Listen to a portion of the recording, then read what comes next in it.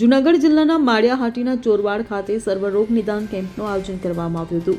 સામૂહિક આરોગ્ય કેન્દ્ર ચોરવાડ ખાતે આયુષ્માન ભવ અંતર્ગત GMERS મેડિકલ કોલેજ જિલ્લા અને સામૂહિક આરોગ્ય કેન્દ્ર ચોરવાડના સંયુક્ત ઉપક્રમે રોગ નિદાન કેમ્પનું આયોજનમાં જનરલ સર્જન, MD મેડિસિન, સ્ત્રી રોગ નિષ્ણાત, બાળ રોગ નિષ્ણાત, સ્કિન સ્પેશિયાલિસ્ટ, માનસિક રોગ નિષ્ણાત, કાન નાક ગળાના નિષ્ણાત, દંત સર્જન, આંખના ડોક્ટર વગેરે તજજ્ઞો દ્વારા સેવાઓ પૂરી પાડવામાં આવી હતી.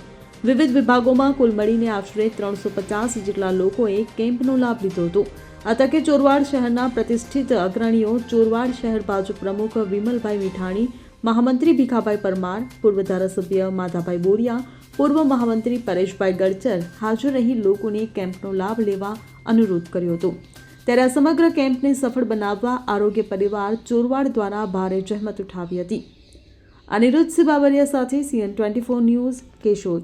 હવે જુઓ દેશ દુનિયાની તમામ ખબરો તમારી આંગળીના ટેરવે.